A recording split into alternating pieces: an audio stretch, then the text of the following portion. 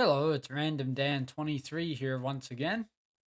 And today I would like to do a short but honest review on my other vehicle that I currently own, and that is my 1978 Oldsmobile Omega. It's a two-door coupe and it has the 231 V6. Since they could be configured in a lot of ways, that's the way mine's configured.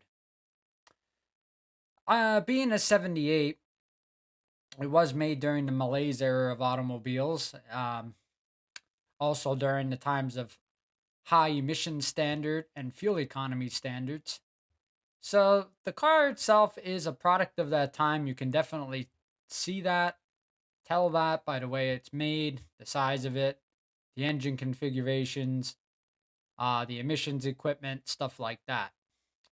So as I did with my video of the Ford Maverick, my daily driver, my Omega is my antique car, uh, just driven in good weather for the most part, spring, summertime.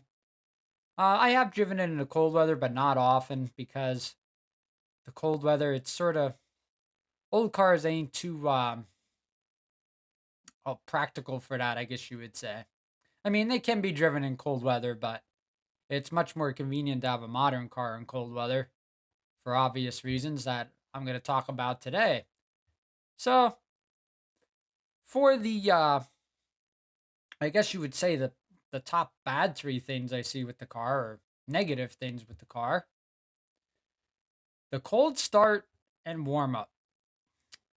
Now, being in 1978, carbureted cars were the commonplace back then, which means you didn't have fuel injection running your engine. You had a carburetor with air and fuel being mixed together through that. So, therefore, when you would cold start the vehicle, you would have to wait for it to warm up. And if you didn't wait for the car to warm up and you tried to take off before it was darn good ready to go, it would stall. And in some cases would keep stalling until you let it sit and warm up to its operating temperature. So that number one little caveat for the negative side is definitely an inconvenience for an old car. You know, it's all part of the fun though. If you own an old car, you know you're gonna go through that, or you should know you're gonna go through that. So it is what it is. Number two, fuel economy. Some days fuel economy is non-existent, or so it seems. Short trips are really a killer on the old cars. You're not going to get very good fuel economy, city driving, stuff like that, stop start driving. On the other hand, the highway driving, that's that could be okay actually. If you're cruising at a steady speed for an extended period of time, you could actually get some decent fuel economy out of the old cars, which would be considered highway driving. My Omega, I've gotten, oh, I would say at least 20 miles a gallon on the highway on a long trip. You know, give or take 20 miles a gallon, a little higher. Well, of course, a little lower in the city. In the city, it's not good. So give or take 20 miles a gallon, which ain't too bad for an old car. Rear-wheel drive powered. That weighs how many tons and isn't the most aerodynamic. So that's another sort of negative toward the old car community. Number three for the Omega, I would say, is the crude suspension. Um, at times it feels like the suspension system is quite crude on different terrains, different roads. And of course, living where I do in Pennsylvania, the roads certainly aren't the greatest. So your suspension definitely gets tested out. And the Oldsmobile, it definitely tries to be a comfortable car. I'll say that. But certain times it's just like, wow, you can real feel, yeah, really feel, you could really feel the distortions in the road. So that gets a little annoying sometimes. But if you're on a decent road and you're cruising and it's not too bad, it's not overly bad. But you could definitely feel if there's issues in the road, especially because the suspension systems weren't as advanced. Uh, It doesn't have McPherson struts or anything like that. You have coil springs and shocks in the front. You have leaf springs and shocks in the back. So it's just one of those things you're going to experience driving a little car, especially one that's from 1978. Now for the good side of the car. 3 good points for the Oldsmobile. Number one, it always starts. That car, as long as it has a good battery and as long as you know how to start a carbureted car appropriately, it always starts. I've started that car when it was 0 degrees out. I don't remember if I've started it any colder than that, but I know I definitely started it on a day where it was 0 degrees out. There was probably a decent wind chill out there, so it's probably below zero. And that sucker started. I mean, it may have taken a couple cranks, but no more than 3 that I remember, and you could get that thing to fire up. So I'll say that Oldsmobile always starts as long as it has a good battery and you know how to start a carbureted car in the cold weather.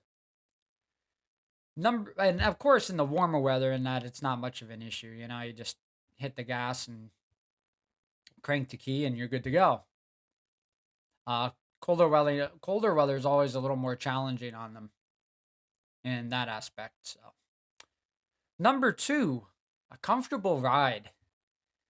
As being an Oldsmobile and being more toward the top of the line of the GM stable, so to speak, the Oldsmobile has a very comfortable ride, as most of its family did. In the GM stable, you have Cadillac at the top, Chevrolet at the bottom, and you have the mix of brands in between. Of course, you used to have Chevy, Pontiac, Oldsmobile, Buick, and Cadillac. And anymore, Pontiac and Oldsmobile have been cut out of that bracket. I mean, they've been other GM brands over the years, but I'm just going to talk about from when the car was made in 1978, the brands that were under the GM corporate system. So being an Oldsmobile, it was more in the middle toward top of the line, depending on what model you got. And Omega, of course, was the entry level model of the Oldsmobile in that year. So it does have a comfortable ride. Like I said, if you're on the highway cruising, you could almost fall asleep in that car. The seat's that comfortable, the handling, the driving experience. I always tell people, when you drive a modern car, you don't get the feel of an old human assembled manufactured car. You just don't get that feel anymore. The old cars have a special feel to them. I mean, as good or bad as that may be, as people may think, everyone's entitled to their own opinion, but I just think that has that distinct old car feel, when humans assembled the entire car instead of robots, which is commonplace for today's automobile manufacturing.